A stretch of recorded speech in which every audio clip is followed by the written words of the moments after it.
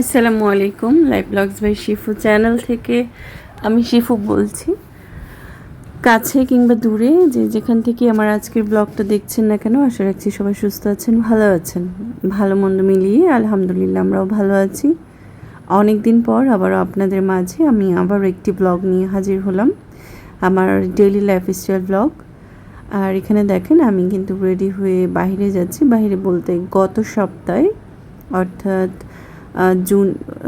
আগস্টের তারিখটা আমার ঠিক মনে নেই, 5 তারিখ, হ্যাঁ আগস্টের 5 তারিখ আম্মা আসেন আমার বাসায়, 5ই আগস্ট। তো আম্মা আসছে প্রায় চট্টগ্রামে 2 বছর পর। তো 2 বছর পর আসছে বলে আমি আসলে খুব খুশি। আমার থেকে 4 গুণ বেশি খুশি আমার বাচ্চারা, কারণ আপনারা জানেন আমার বাসায় তেমন একটা মানুষ কেউ আসে না, যেহেতু আমার বাপের বাড়ি ঢাকায়। সো আমার বাসায় শ্বশুরবাড়ির মানুষও যে যার যার মতো আর কি আছে, খুব একটা যে আসা যাওয়া আছে বা আসেন তেমনটা না। আসলে এটার কারণটা আমি নিজেও ব্যাখ্যা করতে পারি না, জানি না, আসলে আমি নিজেও জানি না। একটা সময় ছিল, আমার অনেক অফুরন্ত সময় ছিল, আমি তাদের কাছে গিয়ে আসতাম, দেখে আসতাম। আর এখন আসলে এমন হয়ে গেছে আমারও যাওয়া হচ্ছে না, তারাও তেমন একটা আসছে না। তো এই কারণে আমার বাচ্চাগুলো একটু স্যাড থাকে যে ওদের বাসায় কেন কোনো কেউ বেড়াতে আসে না, কেন ওদেরকে কেউ দেখতে আসে না।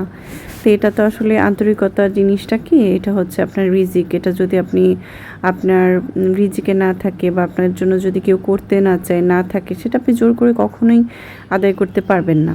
তো বিষয়টা এমনই। তো এত কথা বলা আসলে সিচুয়েশন এমন হয়ে গেছে যে না বলেও আমি পারলাম না আপনাদের সাথে। তো আম্মা 2 বছর পর আসছে, সবচেয়ে বেশি খুশি হই যে আমার বাচ্চারা। তো আম্মা আসছে বলে আমি কিন্তু স্কুল থেকে 3 দিনের ছুটি নিয়েছি, প্লাস 3 দিনের ছুটি আরও 3 দিনের সরকারি ছুটি মিলিয়ে টোটাল 6 দিন আমার ছুটিটা হয়। আর এই 6 দিনই আম্মা ছিলেন, মানে আম্মা যেদিন এসেছেন সেদিন থেকে টোটাল যাওয়ার দিন পর্যন্ত 6 দিন আমি ছুটি কাটিয়েছি। আর পুরো সময়টাই আমি আম্মাকে দিয়েছি, মানে আম্মাকে নিয়ে বেরিয়েছি, ঘুরিয়েছি, টাইম টেবিল নাই, কখনো দুপুরে বের হয়ে গিয়েছি, কখনো বিকালে, কখনো রাতে, মানে যখন যেভাবে সুযোগ পেয়েছি বের হয়ে গিয়েছি। এখানে যে কুকুরটাকে দেখতে পারলেন সেটা আমার আমার যে একটা কুকুর মারা গিয়েছে 3টা বাচ্চা রেখে, তার মধ্যে এই একটা বাচ্চা, বাকি 2টা মারা গেছে। ওর মা ওকে 1 মাস বয়স রেখে মারা গিয়েছিল, তো আমরাই মানে পেলেছি, প্লাস এলাকার মানুষ মিলে ওকে খাবার দিতে দিতে এখন ও আর কি মাশাআল্লাহ বড় হয়েছে।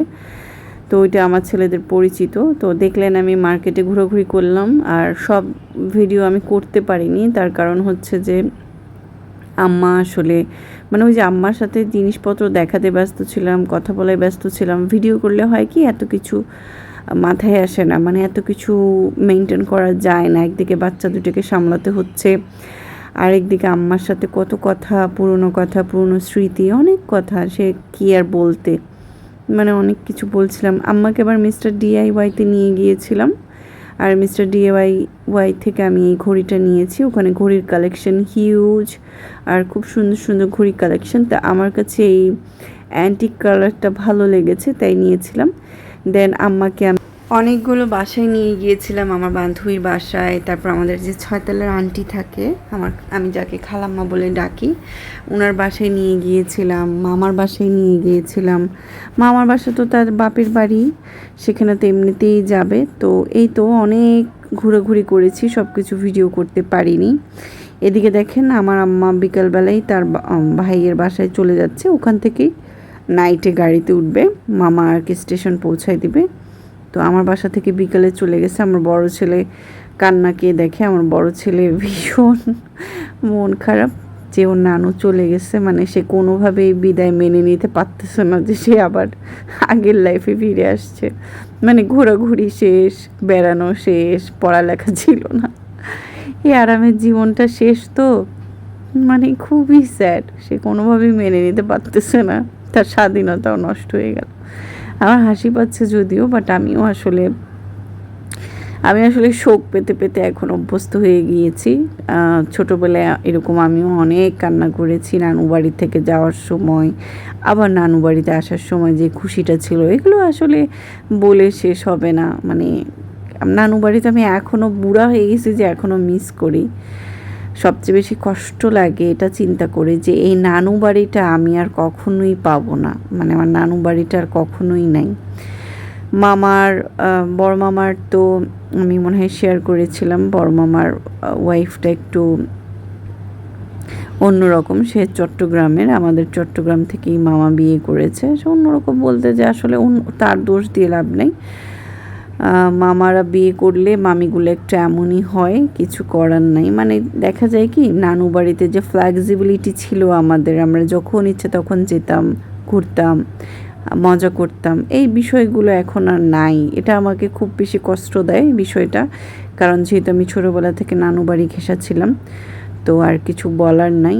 আর এখানে দেখেন আমি একটা পারফিউম আর কিছু খেজুর গিফট পেয়েছি। সেগুলো হচ্ছে আমি 6 দিন পর যে স্কুলে গিয়েছি, স্কুল থেকে আমাকে আমার স্টুডেন্টরা গিফট করেছে। আর আমার এই স্টুডেন্টটা বিদেশে ঘুরে এসেছে, তো বিদেশ থেকে ঘুরে এসেছে, তো ওগুলো আমার জন্য নিয়ে আসছে।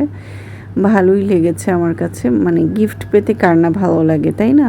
মাশাল্লাহ মাশাল্লাহ, আল্লাহ রহমত করুক ওদেরকে, আরও বারাকা দান করুক। যে কারোর জন্য চিন্তা করছে, এটা অনেক কিছু, এটা সবাই পারে না, সবার কলিজাটা এত বড় না।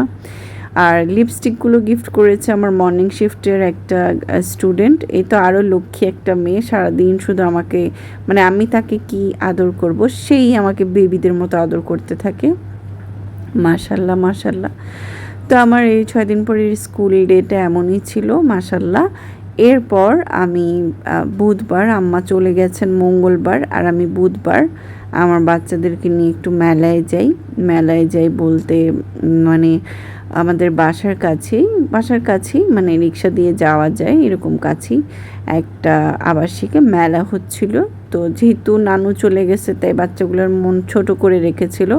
তো আমি চিন্তা করলাম আমারও আসলে ঘরে ভালো লাগছিল না, একাকিত্ব মনে হচ্ছিল, মানে খুব খারাপ লাগছিল। সেজন্য আমি বাচ্চাদেরকে নিয়ে মেলায় ঘুরতে চলে যাই।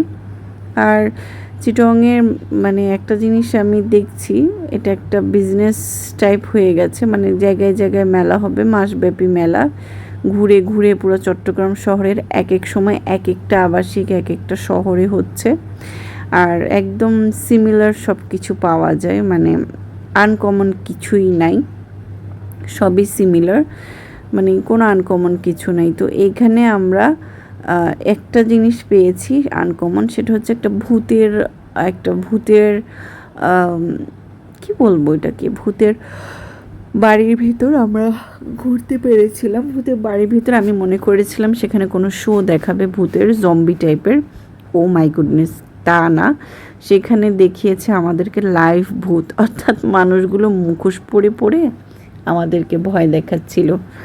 তো যে ভয় দেখাচ্ছিল সেগুলো যে কেউ বাচ্চারা দেখলে বা কিছু মহিলা ছোট বাচ্চা মেয়ে দেখলে ভয় পেয়ে যাবে, কিন্তু আমরা কেউই ভয় পাই নাই, কারণ আমরা আসলে ভূতের ছবি দেখতে দেখতে অভ্যস্ত, আমার ছেলেরা সহ।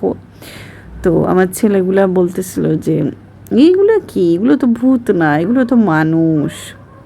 তো ওরা তেমন কোনো ভয় পায় নাই।